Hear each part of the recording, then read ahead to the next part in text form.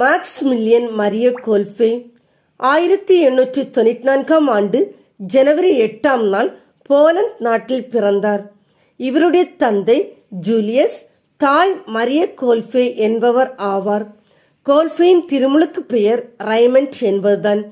பின்னாளில் அவர் குருவாக மாறிய பிறகு கோல்ஃபே என்று தன்னுடைய பெயரை மாற்றிக்கொண்டார். இவருடைய குடும்பம் மிகவும் ஏழ்மையான குடும்பம்.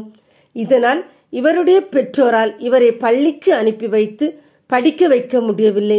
எனவே இவர் தன்னுடைய தாய்க்கு ஒத்தாசையாக வீட்டு வேலைகளை செய்து வந்தார். ஒருமுறை கோல்ஃபேயிடம் இருந்த அறிவுத்திறனை பார்த்த அவ்வூரில் வசித்து வந்த வைத்தியர் ஒருவர் அவருடைய படிப்பு செலவு முழுவதையும் ஏற்றுக்கொள்வதாக சொன்னார். அன்றிலிருந்து அவர் பள்ளிக்கூடத்திற்கு சென்று படிக்க தொடங்கினார். கோல்ஃபே படிப்பில் மிகவும் கெட்டிக்காரராக விளங்கினார். தன்னுடைய பள்ளி கல்வியை முடித்த அவர் பிரான்சிஸ்கன் சபையில் சேர்ந்து 1919ஆம் ஆண்டு குருவாக மாறினார். சிறு வயது முதலே மரியனிடம் அதிகமான பக்தி கொண்டிருந்த கோல்ஃபே சிட்டி ஆப் இமாகுலேட் என்னும் நகரை தோற்றுவித்தார். அங்கே நைட்ஸ் ஆப் தி இமாகுலேட் என்னும் பத்திரிகையை நடத்தினார். அதற்கு ஆயிரக்கணக்கில் வாசகர்கள் சேர்ந்தார்கள். அதன் வழியாக அவர் ஆண்டவர் இயேசு பற்றிய நற்செய்தியை மக்களுக்கு அறிவித்தார். அன்னை மரியாளை பற்றியும் அதில் அதிகமாக எழுதி வந்தார். 1930ஆம் ஆண்டு ஜப்பானுக்கு சென்ற கோல்ஃபே அங்கே கார்டன் ஆஃப் இமாகுலேட் என்னும் நகரை தோற்றுவித்து அங்கேயும் இயேசுவை பற்றிய நற்செய்தியை அறிவித்து வந்தார். சிறிது காலம் அங்கிருந்த கோல்ஃபே பின் அங்கிருந்து தன்னுடைய சொந்த நாட்டிற்கு திரும்பி வந்தார். இந்த சமயத்தில் யூதர்களுக்கு எதிரான ஹிட்லருடைய அடாவடித்தனமும் அடக்குமுறையும் தொடங்கியது. யூதர்கள் என்று யாரெல்லாம் கண்ணில் பட்டார்களோ அவர்களை எல்லாம் ஹிட்லருடைய நாசிப்படை கைது செய்து சித்திரவதை முகாமில் அடைத்து வைத்து கொலை செய்தது. கோல்ஃபேயோ ஆஸ்விட்ஸ் எனப்படும் இடத்தில் யூதர்களுக்கு ஆதரவு அளித்து வந்தார். இதை கேள்விப்பட்ட நாசிப்படை 1939ஆம் ஆண்டு இவரை கைது செய்து சிறையில் அடைத்தது. கோல்ஃபேயை சில மாதங்கள் சித்திரவதை முகாமில் வைத்திருந்த நாசிப்படை பின்னர் அவரை விடுதலை செய்து அனுப்பியது.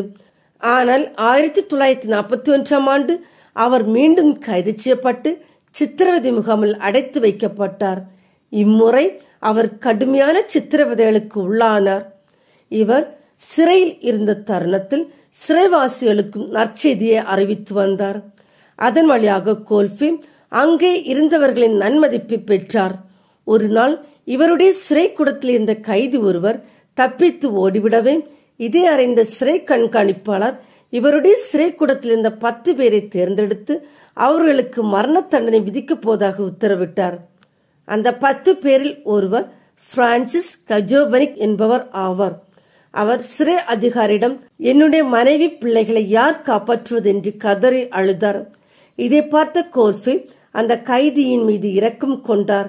பின்னர் அங்கிருந்து சிறை அதிகாரியிடம் இவருக்காக நான் சாவை ஏற்றுக்கொள்கிறேன் என்றார்.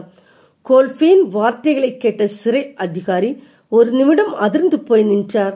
பின்னர் அந்த சிறை அதிகாரி கோல்ஃபேயை மரண தண்டனை விதிக்கப்பட்டோர் பட்டியலில் சேர்த்தார். 1941ஆம் ஆண்டு ஆகஸ்ட் 14ஆம் நாள் விஷ ஊசி பாய்ச்சப்பட்டு கோல்ஃபே தன்னுடைய உயிரை துறந்தார். தன்னோடு வாழ்ந்த சக மனிதர் ஒருவருக்காக தன்னுடைய உயிரை துறந்த கோல்ஃபே 1982ஆம் ஆண்டு புனிதராக உயர்த்தப்பட்டார். ஜெபம்.